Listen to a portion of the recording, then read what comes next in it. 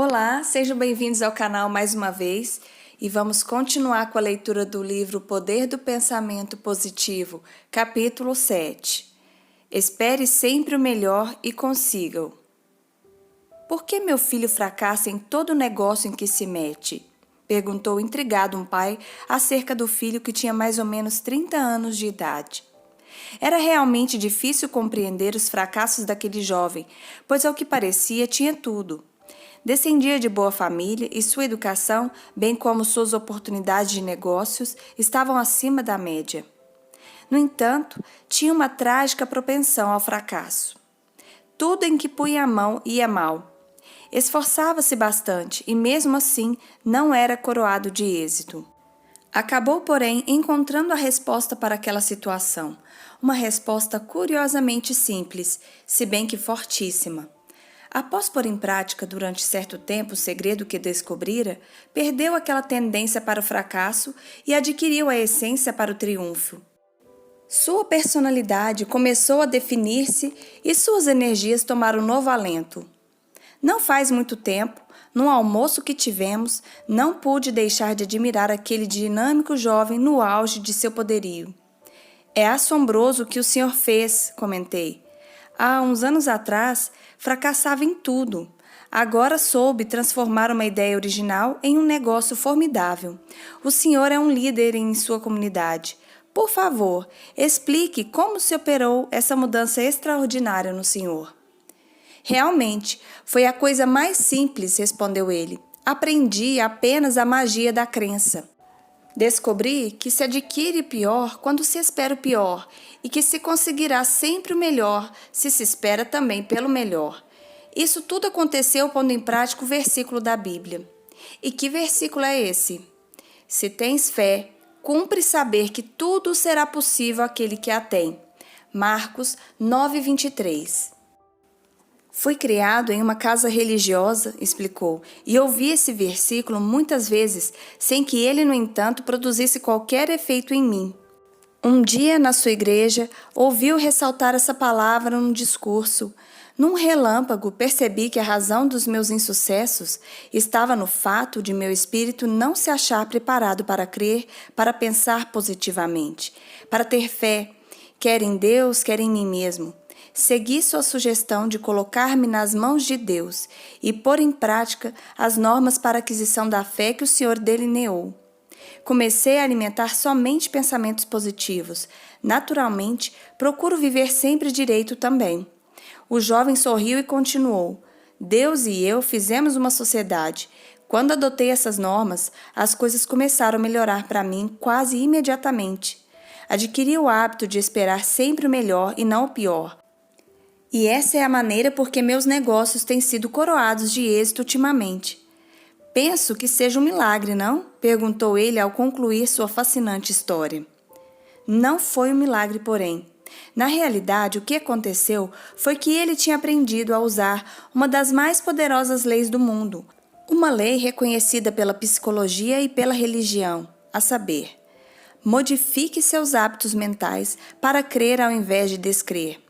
Aprenda a esperar e não a duvidar. Com isso, trará todos os bens para o reino das possibilidades. Não quer isso dizer que, pelo fato de você ter fé, irá forçosamente conseguir tudo o que quer ou o que pensa que quer. Talvez isso não redundasse para o seu bem. Ao colocar sua confiança em Deus, Ele guiará o seu espírito de modo tal que você não irá desejar coisas que não sejam boas para você ou que não estejam em harmonia com a vontade dele. Significa, porém, positivamente que quando se aprender a ter fé, aquilo que parecia impossível passa para a área das coisas possíveis. Todas as grandes coisas acabam tornando-se uma possibilidade para você. William James, o célebre psicólogo, disse: nossa fé, ao iniciarmos um empreendimento duvidoso, é a única coisa, compreenda bem isso, é a única coisa que assegura o bom êxito dele. Aprender a ter fé é de importância capital. É o fator básico do sucesso em qualquer empreendimento. Quando você espera o melhor, está libertando em seu espírito uma força magnética que, pela lei da atração, tende a trazer-lhe o melhor, mas se espera o pior, está libertando de seu espírito uma força de repulsão que tende a afastar de você o melhor. É assombroso como essa expectativa do melhor põe em movimento forças que fazem com que ela se materialize. Um exemplo interessante desse fato foi descrito alguns anos atrás por Fullerton, um famoso escritor de histórias esportivas da era passada. Quando eu era menino, ele era o meu autor favorito nas histórias desse gênero. Uma história que nunca esqueci era sobre Josh O'Reilly, que em certo tempo foi dirigente do clube de Santo Antônio da Liga de Texas. O'Reilly tinha ilustres jogadores, 7 dos quais vinham desenvolvendo um belíssimo jogo. E todo mundo era de opinião que o time iria facilmente levantar o campeonato. Mas aconteceu que o time começou a fracassar, tendo perdido 17 jogos em 20 encontros que teve. Os jogadores começaram a acusar uns aos outros de azarentos. Jogando com o clube de Dallas, um time medíocre naquele ano, somente um jogador de Santo Antônio conseguiu um ponto, e por mais estranho que pareça, foi justamente o lançador. Então, o time de O'Reilly foi derrotado naquele dia. Depois do jogo, a rapaziada dirigiu-se para a casa do clube. Era um grupo de pessoas desconsoladas. O'Reilly sabia que tinha um agregado de astros e compreendeu que o mal deles jazia apenas no fato de alimentarem um pensamento errôneo. Não esperavam marcar ponto. Não esperavam ganhar, mas sim ser derrotados. Não pensavam na vitória, pensavam na derrota. Seu padrão mental não era o da expectativa, mas sim da dúvida. Esse processo mental negativo os inibia, tolhia-lhes os músculos e tirava-lhes a coordenação. Não havia no time qualquer fluxo de energia. Deu-se o fato de que naquela ocasião encontrava-se naquelas vizinhanças um pregador muito popular chamado Schlanter. Ele alegava fazer curas pela fé e parecia que estava obtendo resultados surpreendentes. Multidões corriam para ouvi-lo e todo mundo tinha confiança nele. Talvez o fato de acreditar em seu poder fosse o que capacitava Schlanter a conseguir aqueles resultados. O'Reilly pediu a cada jogador que lhe emprestasse os seus 2 melhores bastões. Pediu depois aos componentes do time que ficasse no clube até que voltasse. Colocou os bastões num carrinho e pôs-se a caminho com eles.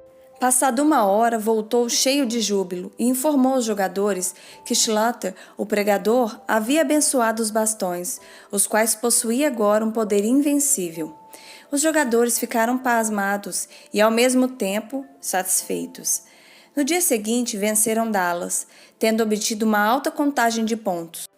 Lutaram com empenho na liga e sagraram-se campeões. Fullerton declarou que no Sudoeste, durante muitos anos, os jogadores estavam dispostos a pagar uma grande quantia para possuir um bastão Schlanter. Independente da força pessoal de Schlanter, o fato que se constata é que algo formidável sucedera no espírito daqueles jogadores.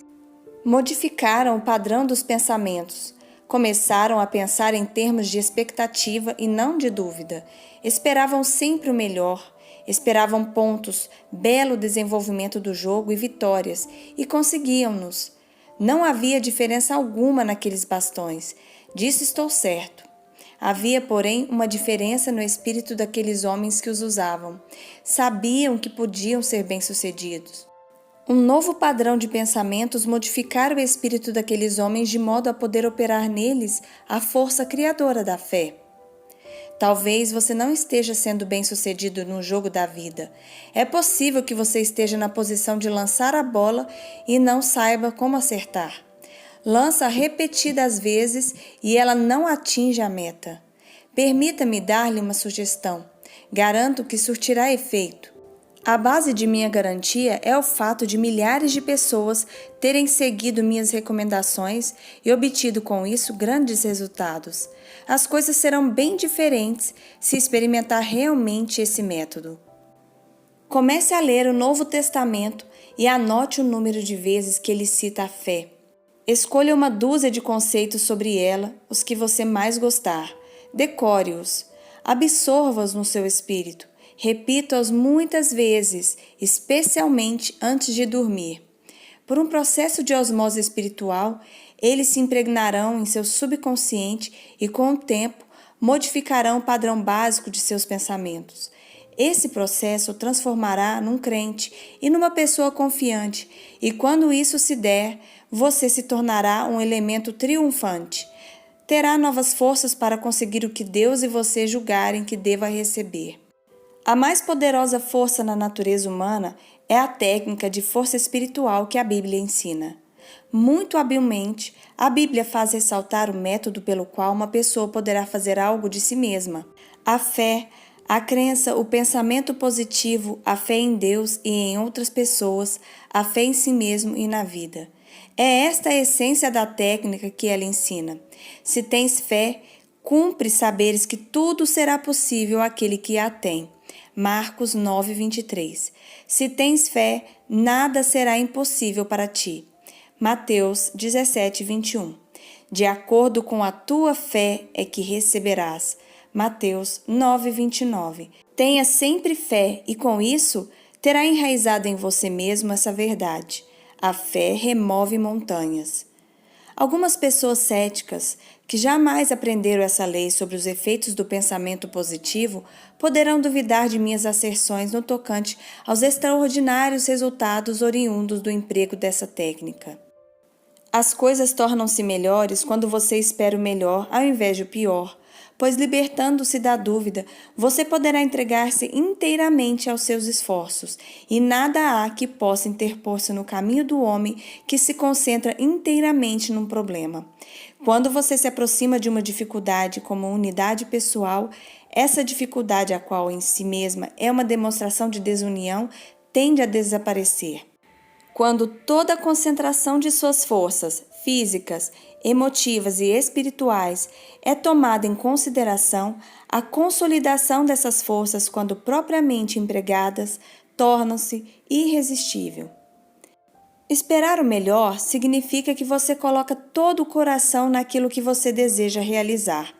As pessoas são derrotadas na vida não por causa da falta de capacidade, mas sim por falta de um interesse mais profundo. Não lançam esse interesse naquilo que esperam realizar, não põem nele o coração.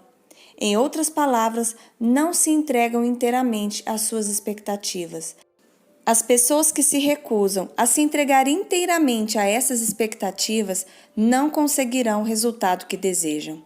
A chave mestra para triunfar na vida, conseguir o que se deseja profundamente, é entregar-se de corpo e alma ao trabalho ou projeto em que se estiver empenhado.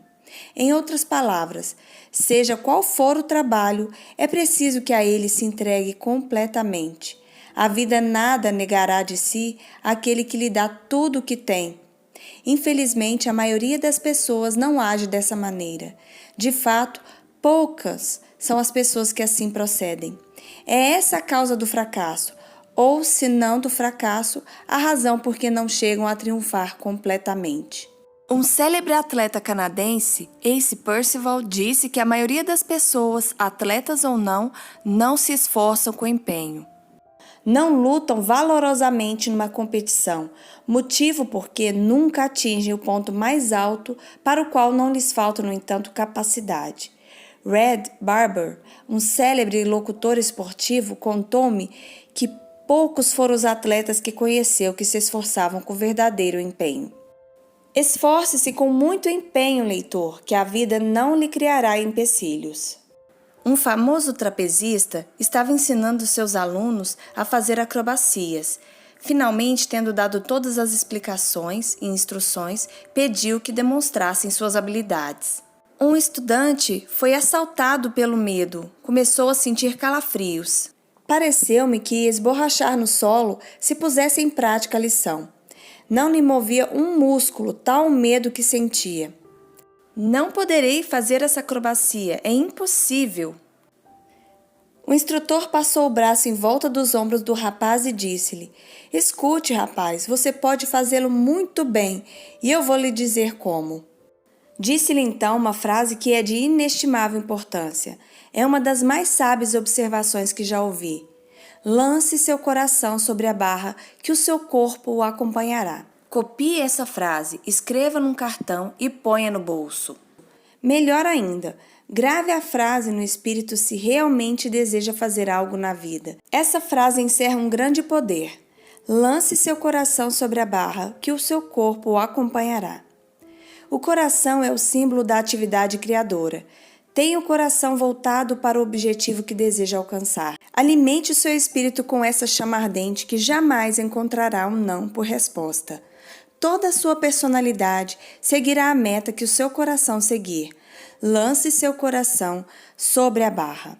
Significa lançar a fé sobre as dificuldades e vencer todas as barreiras, todos os obstáculos. Em outras palavras, lance a essência espiritual de seu ser sobre os empecilhos, que a sua parte material o acompanhará. Ela trilhará o caminho da vitória, do qual o seu espírito, inspirado pela fé, foi pioneiro. Espere o melhor e não o pior, e haverá de conseguir o que o seu coração deseja. É o que estiver em seu coração, sejam coisas boas ou más, fortes ou fracas, que você haverá de receber. Disse Emerson, cuidado com o que deseja, pois será o que você receberá. Essa filosofia é de valor prático, como se verá pela experiência porque passou uma jovem que entrevistei há uns anos atrás.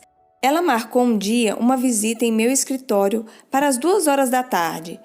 Foi um dia muito atarefado para mim e cheguei um pouco atrasado. Aliás, atrasaram-me apenas uns 5 minutos e ela já estava me esperando na sala de conferência. Evidentemente, ressentira com o atraso, pois cerrara fortemente os lábios. São 2h05 e marcamos a minha visita para 2 horas, disse ela. A pontualidade é uma coisa que admiro sempre, acrescentou. Eu também. Sempre creio na pontualidade e espero que perdoará o meu atraso involuntário, respondi com um sorriso. Mas a jovem não se achava em boa disposição, pois foi logo dizendo com rispidez: tenho um problema muito importante para apresentar ao senhor e desejo uma solução. Espero de fato uma solução para ele. Foi quase gritando que ela acrescentou: é melhor apresentá-lo sem mais palavras. Desejo me casar. Muito bem, respondi. É um desejo perfeitamente normal. Gostaria de auxiliá-la. Desejo saber por que não posso casar-me, continuou ela. Toda vez que travo amizade com um homem, passado algum tempo ele desaparece e é mais uma oportunidade que se vai. Falou depois com franqueza. Os anos vão passando e com eles a mocidade. O senhor dirige uma clínica que trata de problemas íntimos. Tem certamente experiência. Estou lhe apresentando o problema tal qual ele é. Diga-me por que não posso casar-me? Estudei-a para ver se ela era realmente uma pessoa a quem se pudesse falar com franqueza, pois tinha que dizer certas coisas a ela se desejasse de fato uma solução. Finalmente achei que a jovem estava à altura de seguir a receita que seria necessária para corrigir suas dificuldades pessoais. Falei então: bem, analisemos agora a situação. Evidentemente, a senhorita é dotada de um espírito bom e de interessante personalidade. Permita-me dizer que é muito bonita. Era verdade tudo que eu disse. Felicitei-a de todos os modos que pude. Fiz sinceramente e prossegui depois. Creio que estou vendo suas dificuldades. Vejamos, a senhorita censurou-me porque cheguei 5 minutos atrasado. Foi realmente muito severa comigo. Por acaso ocorreu-lhe alguma vez a ideia de que sua atitude representa um defeito muito grave? Creio que o marido teria sérios embaraços se a senhorita se mostrasse assim tão exigente. De fato, a senhorita iria dominá-lo de tal forma que a sua vida matrimonial se tornaria desagradável. O amor não pode viver sob o domínio. A senhorita tem um modo de cerrar os lábios que indica uma atitude prepotente. Geralmente o homem, e é bom que lhe diga, não gosta de ser dominado, pelo menos de um modo tal que não lhe passe despercebido. Creio que a senhorita se tornaria bem atraente se não cerrasse assim os lábios. É preciso mostrar-se terna, ter certa doçura, o que não é possível conseguir se persistir nesse hábito.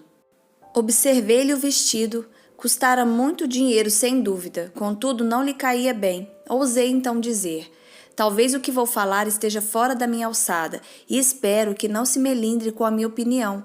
Tenho a impressão de que a senhorita poderia fazer com que esse vestido lhe assentasse um pouco melhor. Eu sabia que essa minha descrição era algo desajeitada, mas a jovem se mostrou de boa paz. Certamente o senhor não usa a fraseologia da moda, mas percebi o que quis dizer, disse. Sugeri-lhe então. Talvez auxiliasse um pequeno arranjo nos cabelos. Estão um pouco soltos. Poderia também acrescentar um pouquinho de perfume, apenas um pouquinho.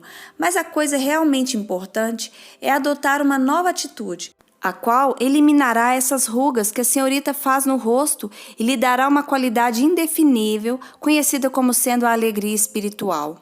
Estou certo de que isso colocará em evidência todo o seu encanto.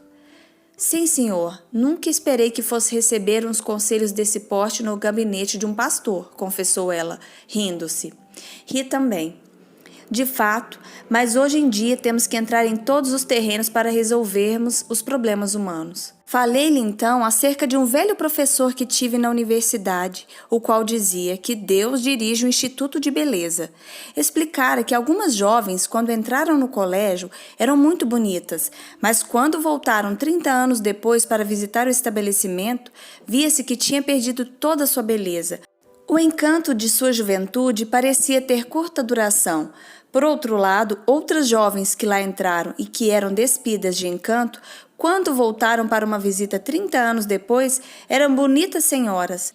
Como se operou essa diferença? Perguntou Walker. E ele mesmo explicou. Essas últimas senhoras tinham a beleza de uma vida espiritual interior estampada. E acrescentou, Deus dirige o Instituto de Beleza. Bem, a jovem meditou no que eu lhe disse durante uns minutos e declarou depois, há cabimento em tudo isso que o senhor disse. Vou tentar seguir suas recomendações. O fato predominante é que ela pôs em prática as minhas recomendações. Passaram-se alguns anos e já tinha me esquecido dela. Certo dia, numa cidade, depois que terminaram um discurso, uma senhora encantadora, acompanhada de um homem muito simpático e de uma criança de 10 anos de idade, mais ou menos, aproximou-se de mim e perguntou com um sorriso, como assenta ele agora? Assenta o quê? Indaguei, admirado com aquela pergunta sem nexo. O meu vestido, explicou ela. Acha que assenta bem? Fiquei um tanto confuso. Sim, assenta bem, disse-lhe. Mas por que me faz essa pergunta? O senhor não está me reconhecendo, não é?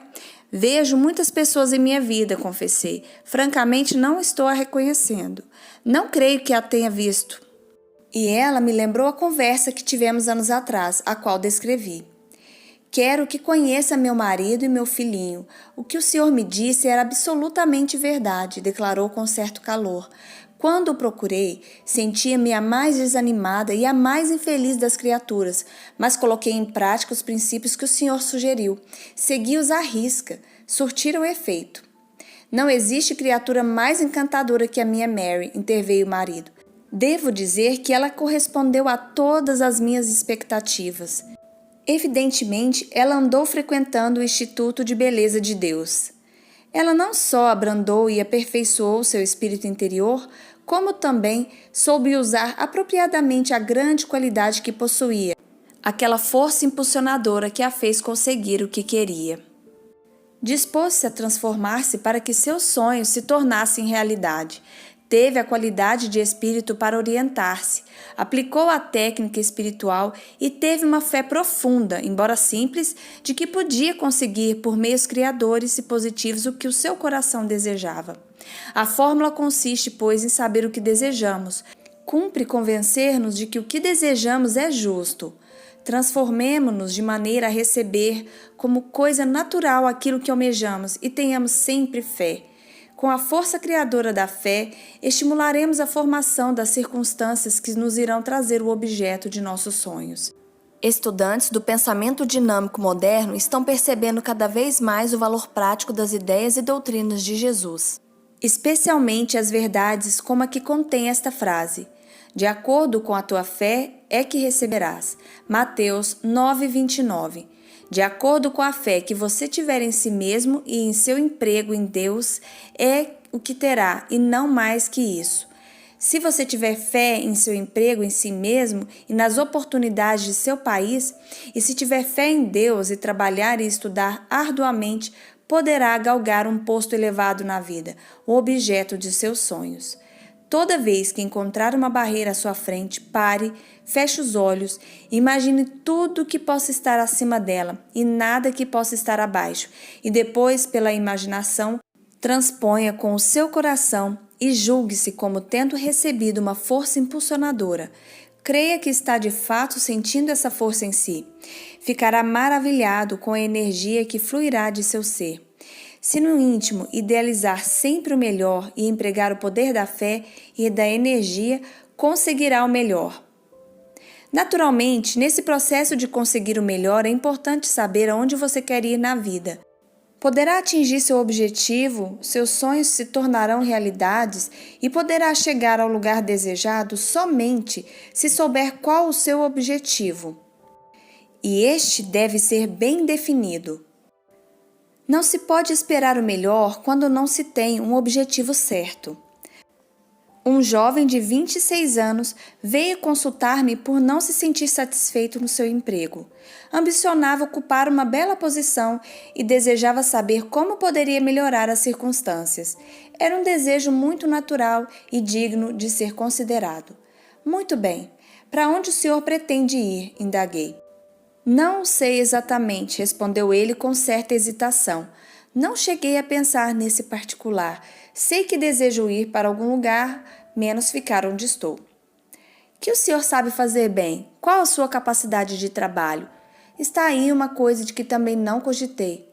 Mas que gostaria de fazer se tivesse de optar por outro trabalho? Insisti. Francamente, não saberia dizer, respondeu ele desalentadamente. Realmente não sei o que gostaria de fazer.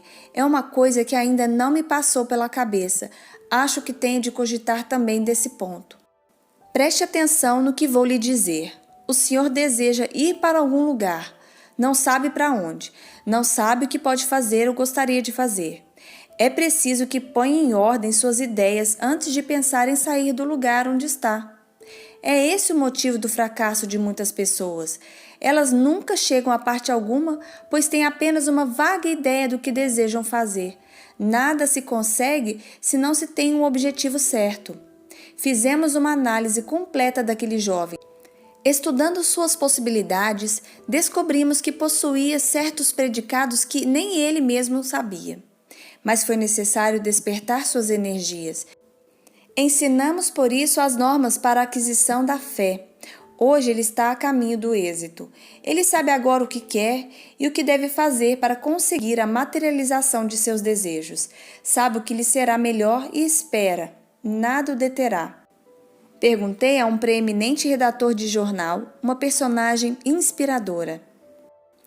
Como chegou o senhor a ser redator desse importante jornal? Eu quis sê-lo, respondeu ele simplesmente. E isso foi bastante? O senhor quis e ficou sendo redator, não? Bem, talvez não tenha sido só por isso, mas foi o que pesou bastante no processo, explicou ele. Acredito que a gente, quando quer chegar a um resultado, deve resolver definitivamente o que deseja ser ou realizar. Naturalmente, é preciso ter um objetivo justo e deve-se gravá-lo no espírito. Trabalhando arduamente, tendo fé no trabalho, a ideia então formada se torna tão poderosa que tende a assegurar o êxito. Há uma profunda tendência, declarou ele, para se alcançar aquilo que se imagina e conserva gravado firmemente no espírito, mas é preciso que o objetivo seja justo. Assim dizendo, o redator puxou um cartão muito velho e explicou. Costumo repetir todos os dias essa citação, o qual se tornou meu pensamento dominante. Copiei e dou a você. O homem confiante em si, positivo, otimista e que empreende o seu trabalho com a segurança de que será coroado de êxito, magnetiza a sua condição, atrai para si as forças criadoras do universo. É realmente um fato que a pessoa que tem confiança em si e é otimista magnetiza a sua condição e adquire energia para atingir o seu objetivo. Por isso, espere sempre o melhor. Nunca pense no pior. Afaste do pensamento as coisas ruins. Nunca deixe passar pelo espírito que o pior poderá acontecer. Afaste tal concepção do pensamento para que não crie raízes nele. Traga sempre nele a essência do que há de melhor. Alimente-a, concentre-se nela, conceba em suas orações e cerque-a de uma fé inabalável. Faça a sua obsessão. Espere o melhor, e o poder criador e espiritual do pensamento, auxiliado por Deus, lhe dará. Talvez, ao ler este livro, você esteja numa situação que julgue ser desesperada e dirá com seus botões que nenhum pensamento irá modificar a situação. Respondo a essa objeção. Não é como pensa. Mesmo que esteja numa situação desesperada, você encerra dentro de si uma força potencial. Cumpre apenas descobri-la, soltá-la e erguer-se com ela. É claro que isso requer coragem e caráter, mas o principal é a fé. Cultive a fé e você terá a coragem e o caráter necessários. Uma mulher foi obrigada pela adversidade a trabalhar como vendedora, um ramo de atividade com o qual não tinha experiência alguma. Sua tarefa consistia em fazer demonstrações com aspiradores de pó de casa em casa. Ela assumiu uma atitude negativa para consigo mesma e para com seu trabalho. Sabia que ia fracassar. Acreditava que não poderia efetuar uma venda, e o resultado, que não era para se admirar, foi que ela fracassou em muitas de suas entrevistas. Aconteceu que um dia ela visitou uma senhora que lhe dispensou uma atenção como até então nunca recebera. A essa freguesa, a vendedora contou toda a história de seus fracassos e dificuldades. A outra ouviu pacientemente e disse-lhe depois serenamente: "Se a senhora espera o fracasso, é natural que fracassará. Pense em ser coroada de êxito e tenho certeza de que será bem-sucedida." E acrescentou: "Vou dar-lhe uma fórmula que creio irá auxiliá-la. Ela dará uma nova feição aos seus pensamentos, nova confiança e te ajudará a conseguir os seus fins. Repita antes de fazer cada visita. Tenha fé nela e ficará maravilhada com o que ela fará pela senhora. A fórmula é esta: se Deus estiver conosco, quem irá poder estar contra nós? Romanos 8,31. Modifique-a, porém, personalizando-a. Diga: se Deus estiver comigo, quem irá poder estar contra mim? Se Deus estiver comigo, então saberei que com o auxílio dele poderei vender aspiradores de pó.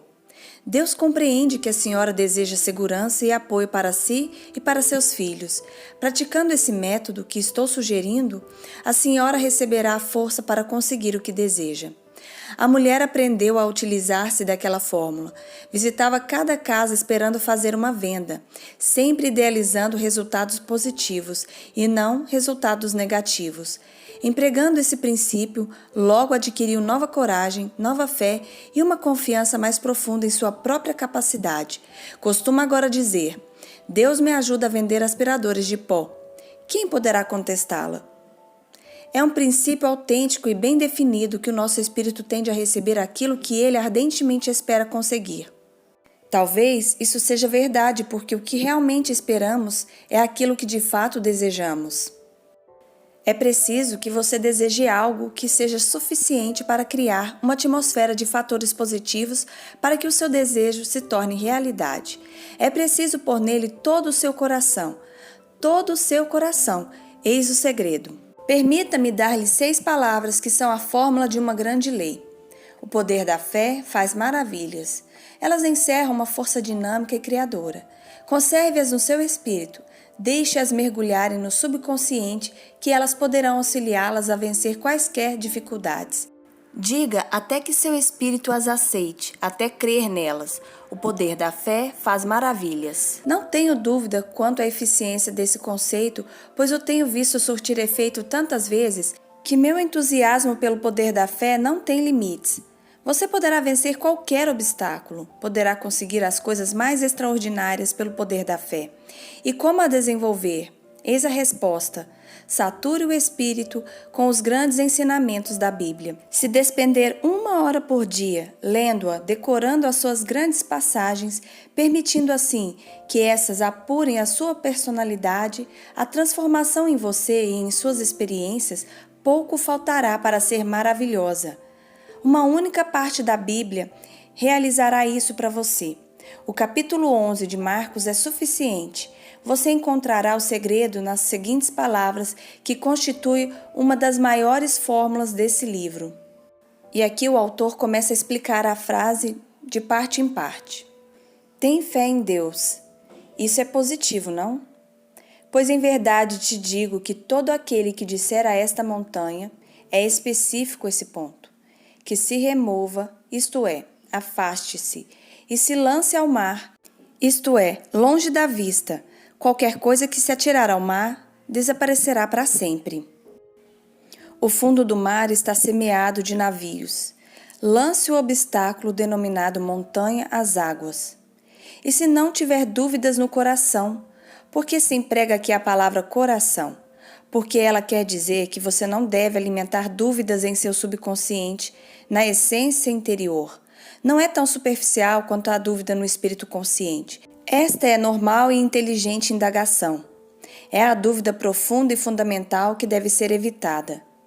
E ele continua a frase: deverá crer que aquelas coisas que ele disser haverão de suceder, e ele terá aquilo que disser. Marcos 11, 22, 23. Não se trata aqui de uma teoria arquitetada por mim. É ensinada no melhor livro que se conhece, a Bíblia. Aliás, o livro que mais se lê no mundo, atravessando gerações e gerações, independentemente do que possa surgir em questão de conhecimento e ciência. A humanidade, muito acertadamente, confia mais nele do que em qualquer outro documento, e nos diz a Bíblia que o poder da fé faz maravilhas. A razão pela qual as grandes coisas não acontecem a alguma pessoa jaz no fato de não serem elas específicas no aplicarem o poder da fé. A frase "dirá a esta montanha" quer dizer: não aplique seus esforços à cadeia de montanhas de todas as suas dificuldades, mas sim ataque apenas a coisa que possa estar no momento prejudicando. Seja específico, ataque suas dificuldades uma de cada vez. Se há alguma coisa que você deseja, como agir para consegui-la? Em primeiro lugar, pergunte a si mesmo: devo desejá-la? Submeta essa pergunta a um exame sincero para ter certeza de que realmente a deseja. Se puder responder a ela afirmativamente, peça então a Deus com todo o fervor. Se Deus, que é onisciente, crê que você não deve ter, não se aborreça, Ele não lhe dará. Sendo ela justa, peça a Deus e, quando a pedir, não alimente dúvidas em seu coração. Seja específico. A solidez dessa norma adveio de um fato que me contou um amigo, um negociante do Oeste Central, um perfeito cavalheiro. Ele ensina a Bíblia numa das maiores classes do seu estado. A mesa de seu escritório está sempre repleta de papéis sobre religião. Ele tem até mesmo algum de meus sermões. É um dos maiores fabricantes de geladeiras nos Estados Unidos.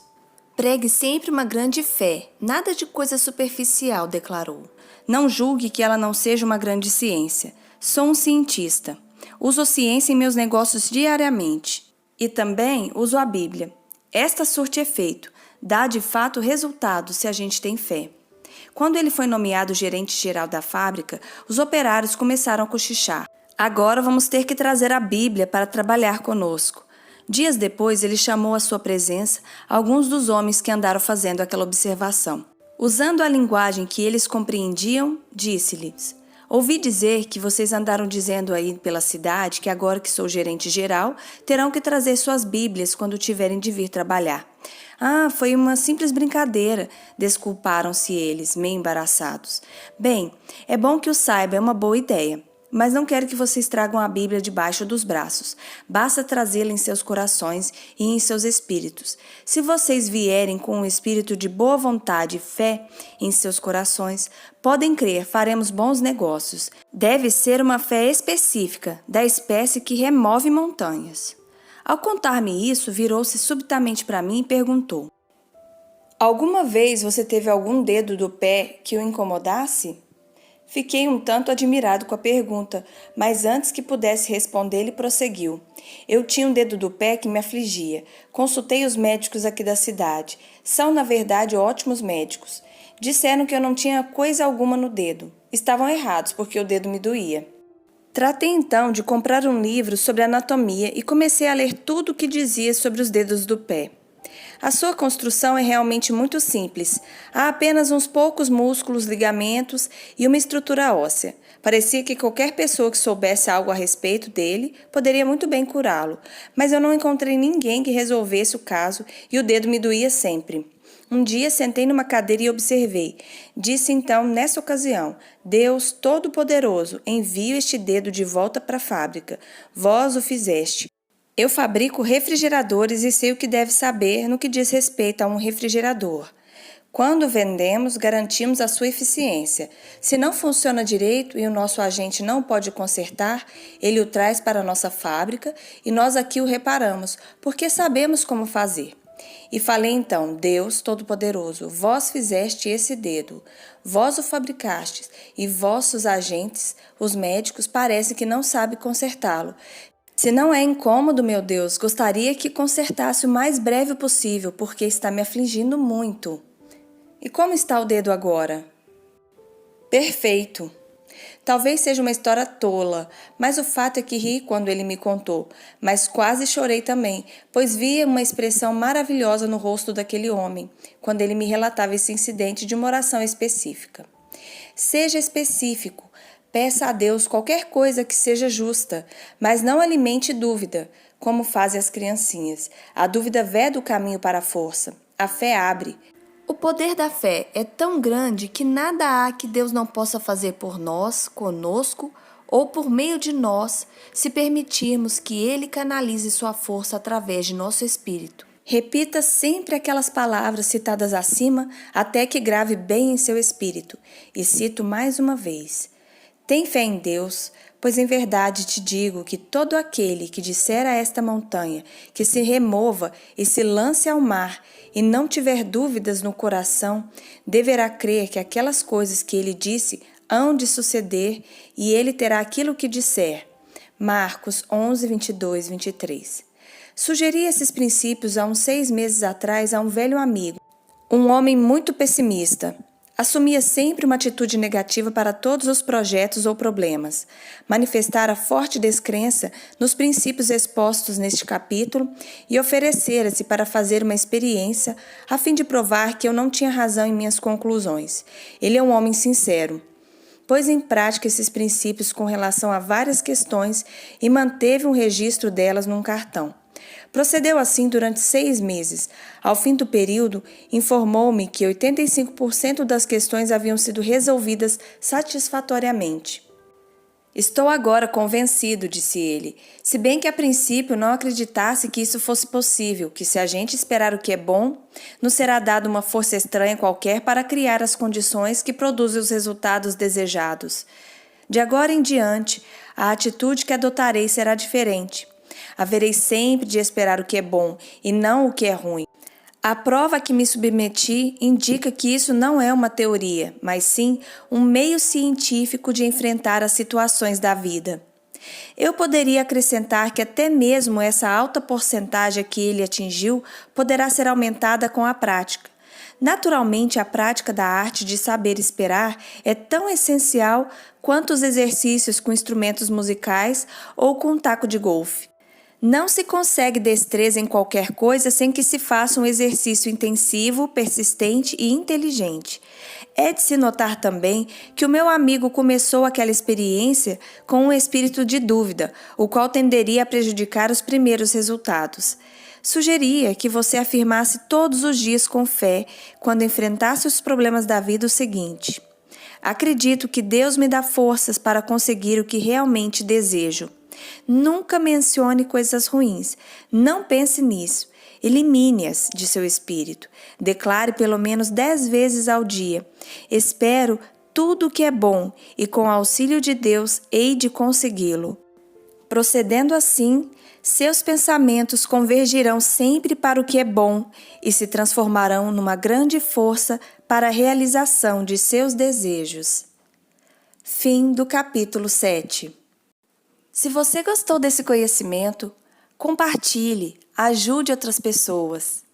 Muito obrigada a todos e até o próximo capítulo.